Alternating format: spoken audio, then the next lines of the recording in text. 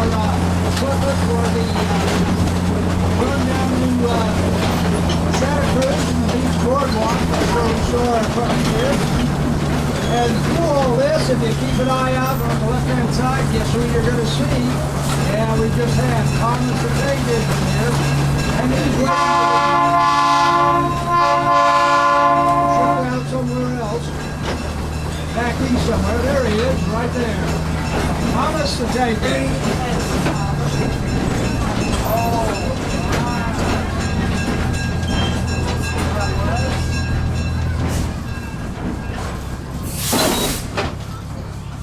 I'm going to stop here for a little bit of history. This is quite interesting here.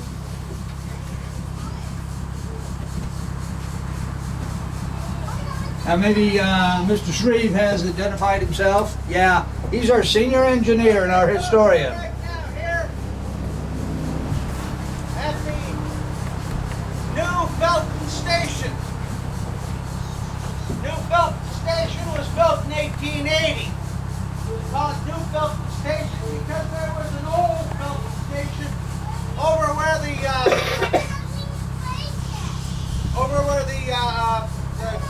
Russian Orthodox Church is here in Felton. That's where the old original station was here in Felton. This station here was built by the South Pacific Coast Railroad. It was built in 1880 when they got over the hill from San Jose. It's the older of the two buildings. That building there is the younger of the two buildings. That building there is the freight shed where the freight was brought so it could be put on trains. That building was built in 1885.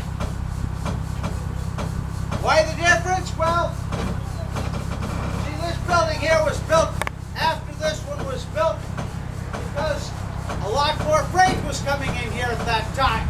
That was the year that they built the extension, the railroad up to Boulder Creek. And when they built that railroad up to Boulder Creek, they took out the flume. They flew from Boulder Creek down here to Old Felton. So they took out the flume. They took out the flume, and they didn't have anything to do with the board. You'll notice the boards on that building are quite wide.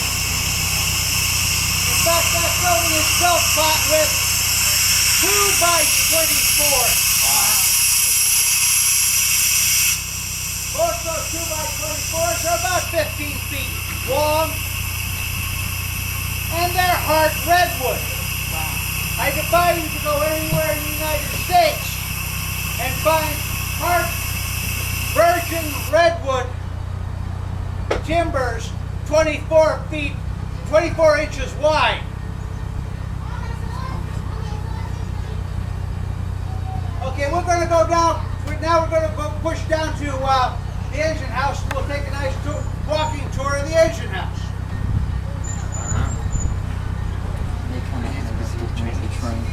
Is it Tom?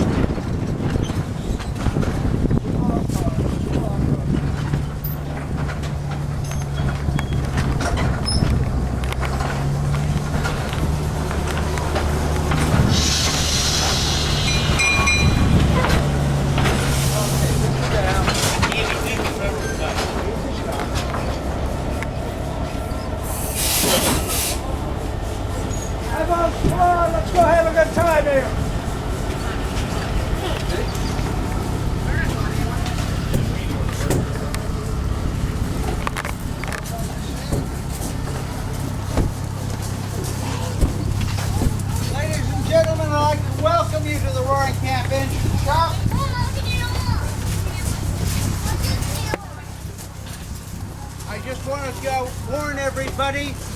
First off, if you have small children, please keep them close at hand because there are things in an engine house which can be quite dangerous, shall we say.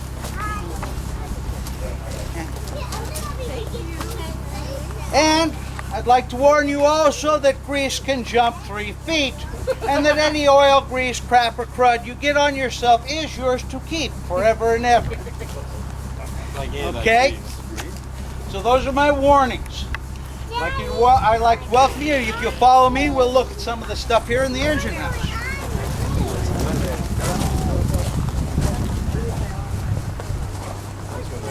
Okay. Well, this locomotive here is our Heisler type locomotive. Here at Rory Camp we use gear type logging locomotives to do most of the work here at Roaring Camp. This Heisler type there are 3 types of gear type locomotives: the Shea, the Heisler, and the Climax. This is a Heisler. It's called a Heisler because it was developed by a man by the name of Charles N. Heisler. It is not a favorite of the crew. It is rough riding and it has very little room for the crew to stand or sit. That having been said, it is possibly the most powerful locomotive we own. It's also the smallest of the 3 big steam engines. As a result of its great power and its small size, it has a tendency to slip. The wheels slip a little bit more than the other 2 locomotives do. It is 100% operational. I could have fired it up today, but I didn't want to.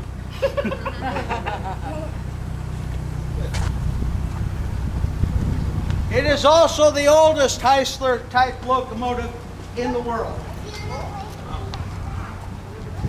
Look at these bigger.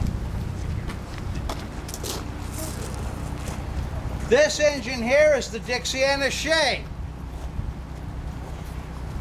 She was the first engine we acquired, so she's now our number 1. Shea type locomotives have 3 cylinders on the side of them. Some of them have 2, but most of them have 3 cylinders on the side. Runs through a crankshaft down the side of the locomotive. The crankshaft runs to large gears, which give the engine a great deal of power. It also gives the engine a great deal of flexibility because each set of these wheels swivels independently. So a Shea locomotive can go around a curve a conventional type locomotive could not even think about. It can go up grades which a conventional engine can't think about either. It can also go over rougher track than a normal type locomotive. These things were used very extensively in logging. The loggers had a tendency to put up a lot of track which wasn't necessarily the best in the world to get out into the forest. Shea locomotives were designed for that particular idea in mind. Okay, we're going to go into the shop now, if you'll follow me, please.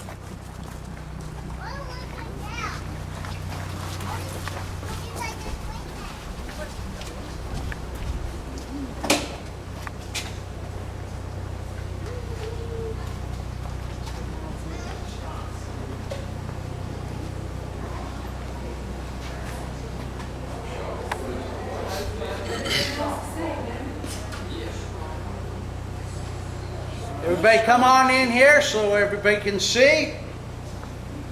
This is our engine house. It's also our repair shop.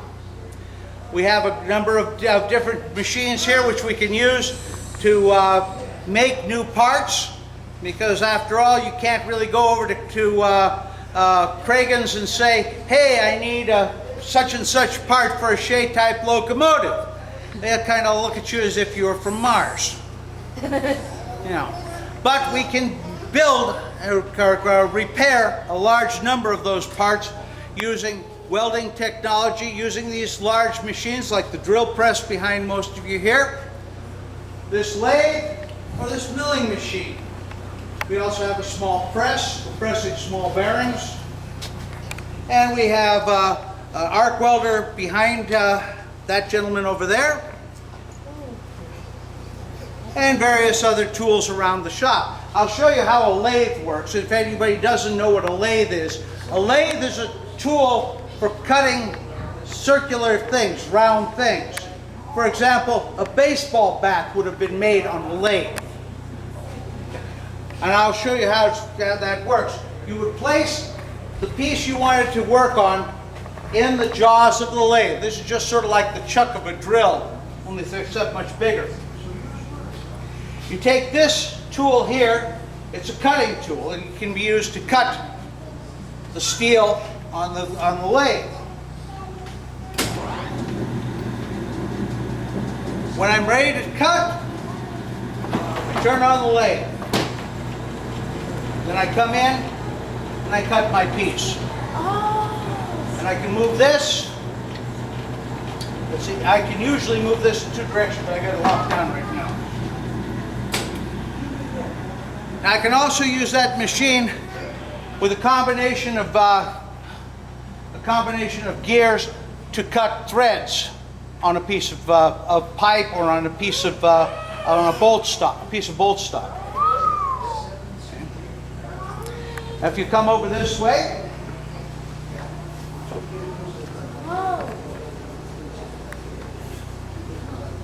this engine here is the oldest and smallest locomotive on the property. This is the Kahuku. We had her out last week for the Thomas the Tank Engine event. She was doing shuttling. She's not big enough or strong enough to go up the mountain by herself. She is the only conventional type locomotive we have on property. And she was originally used in the sugarcane fields of Hawaii, up around Kahuku Point, which is on the north shore of Oahu. Somebody told me one time Kahuku means the place that the lava stops flowing. I don't know if that's true or not, but anyway, this engine was train. that's a little train, yeah. This train was built in 1890. That's 123 years ago. Apollo. She was operated by Kahuku Sugar Plantation from 1890 until almost 1951, at which time she was set aside. She was then taken and purchased by the Sutro Museum of San Francisco, where she was put on display in the big window in the Sutro Museum of San Francisco. The Sutro Museum and the Sutro Baths decided they were going to go out of the museum business about 1966. At that time, we purchased the locomotive. They took the huge window out of the front of the building, rolled this engine out of the building onto a truck. The truck arrived up here at Roaring Camp about 4 o'clock in the afternoon. When they finally got it off the truck, the boss went off to dinner.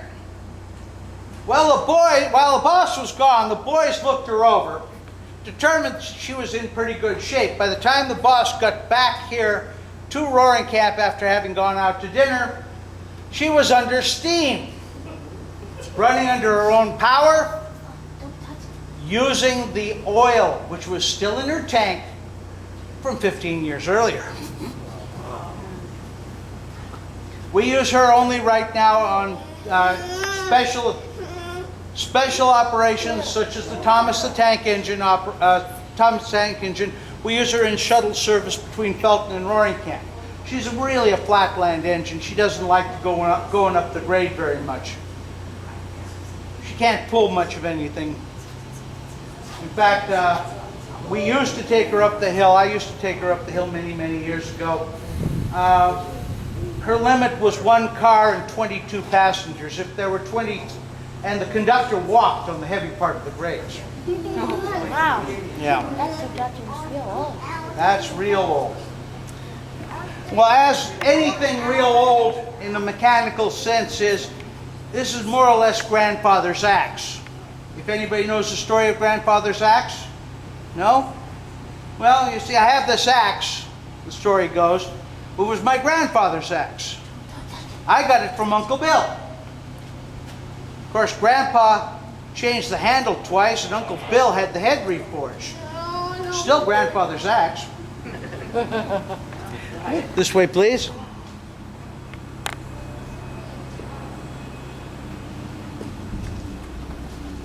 Back in this area here is our back shops area. That's what we call it.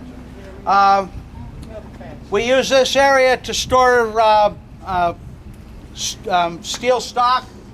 We use it to store other things around which we don't use very often.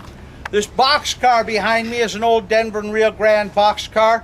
We use it as a storage facility, and we also when the carpenter's working on cars during the winter time, he uses it as a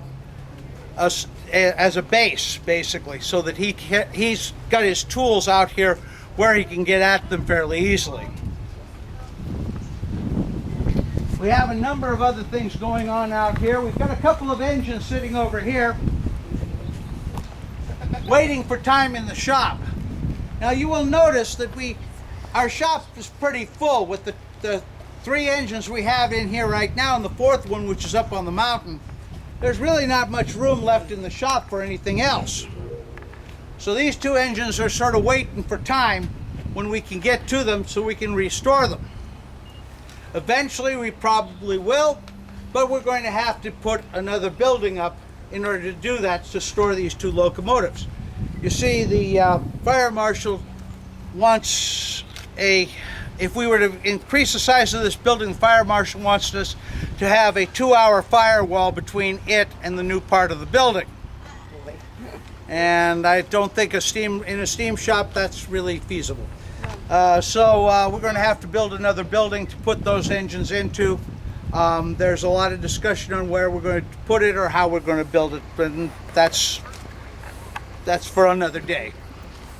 But anyway, it's another Shea locomotive and a Climax over here. And if you're wondering why the Climax doesn't have a boiler, the boiler's sitting over here.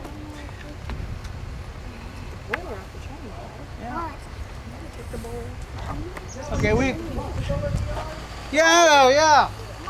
See, a lot of people think this is a scrapyard out here. Well, no, it's not. This is called a possibilities pile.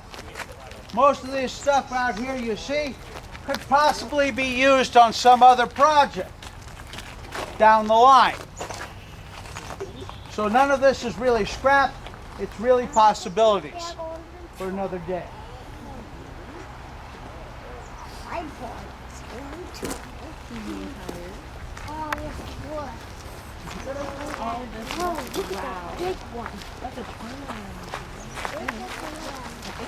Now you all remember that lathe I showed you in the engine house, right?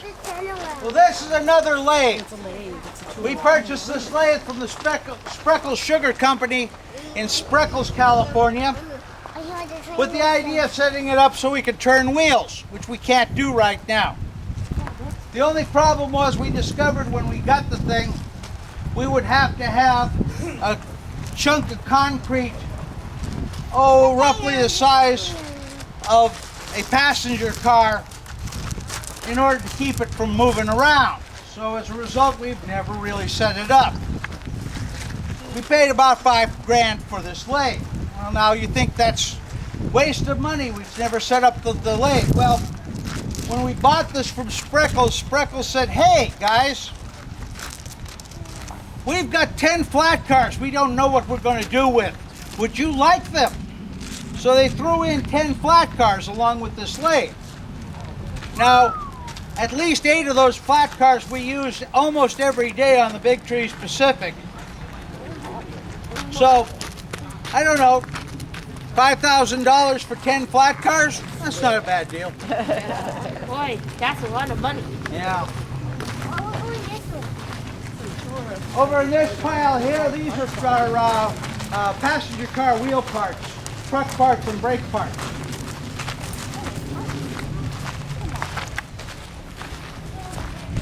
Now we're heading back over to the engine, and then we're going to head on back down to the train so we can get ready to go back to the station so you guys can catch your trains. If you have any questions, please feel free to ask. I'll be glad to answer them. If not, just kind of mosey on back down to the train, and we'll get ready to go.